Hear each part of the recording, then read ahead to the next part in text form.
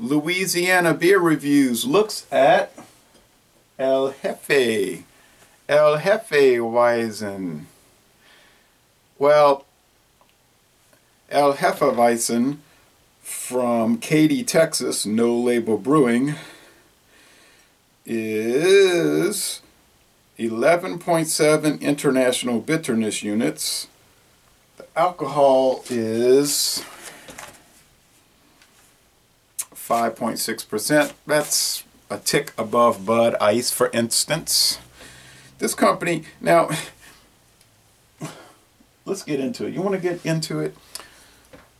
I drank this one, all right?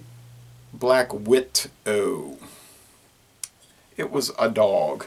Usually the more I drank a beer, the more I like it. The more I drank that, the more I disliked it. You read the website of this company, and they're talking about, we were sitting on the back porch one time, and we had no brewing experience, but we decided, let's start a brewery. Well, here's the lesson. If you have no brewing experience and you're sitting on the back porch, don't do it. We've already got Indian Wells Brewing in Kern, California, and they produce a lot of bad beers. I mean, so they're doing that. Let them produce all these, you know, yucky beers like Lobotomy Bock, which is supposed to be 10% alcohol, and then you drink it, it tastes like it's 1% alcohol. You could drink a whole bomber and you don't feel it. So you start to wonder if it even has alcohol. So let them do that. They're doing a great job with making bad stuff. Well, let's check this Hefe out.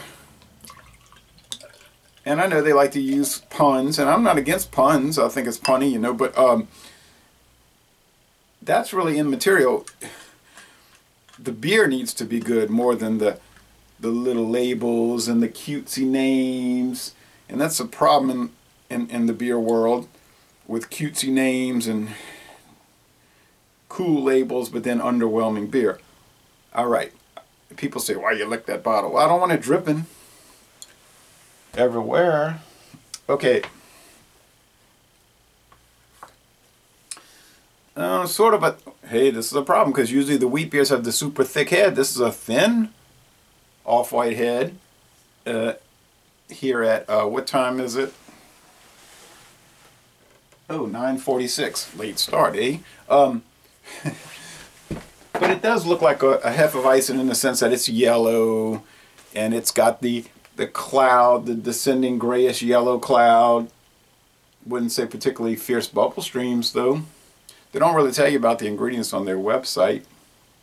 But I don't want to be too bad against this beer, you know, prejudging it. It might be fine. Just maybe the Black Widow wasn't too good. Okay, you pick up some banana, some wheat bread, some coriander, some citrus, a little smokiness, believe it or not. It smells pretty good, to be honest. Actually, it does smell good. So it looks okay. So when I do the written review, the appearance will be kind of average or low average. The aroma is high. The aroma is actually, frankly, it's good. So that'll score well. Let's go with the flavor. Now in the Black Wit, I didn't even mention the mouthfeel and the finish. I realized that after I had stopped recording. The mouthfeel in that was light and watery, and the finish was dull, semi-wet. It's just, overall, just a blah beer. I bought this at HEB in the Woodlands, Texas, also the one by Market Street by the Interstate 45. This is dull. It tastes like tap water with a little bit of lemon in it. Like if you go to a Chinese restaurant and they say, you know, you want water with lemon, and they bring it in, it's not too good. There's a shade of banana, a shade of coriander, a shade of, like I say, lemon juice, breadiness. It's, I mean, wheat beers in general tend to be sort of blah, and this one is exemplary for that because it's very blah. It's dull. It's not flavorful, really. The mouthfeel is watery.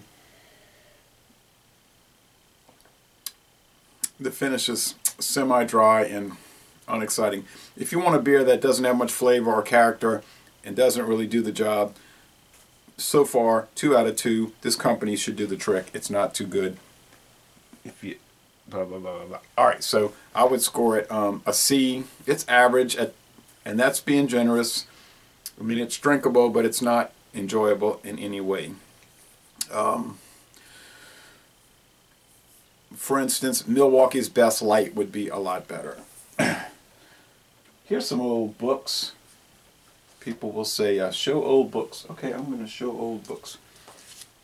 Here's actually magazines. I showed one of them before. I can't remember which one. This is the South African Panorama from 1986. All about what was going on in the... Not all about, but much about life in the Republic of South Africa, South African Information Bureau. A lot of good, interesting stuff.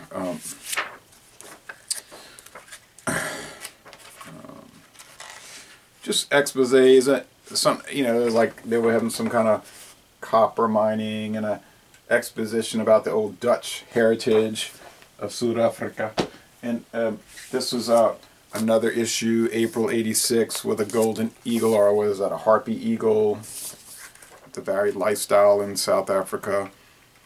South Africa was a country that was established by Great Britain in 1910. It was a British colony, a federated colony, like Canada or Australia or the Federation of the West Indies, which didn't last. And but there were a lot of internal conflicts between the British descendants and the Dutch and French descendants, the Afrikaners, and so the Afrikaners kind of took over the government, and in 1961 they broke away from Great Britain and the Crown and became a republic.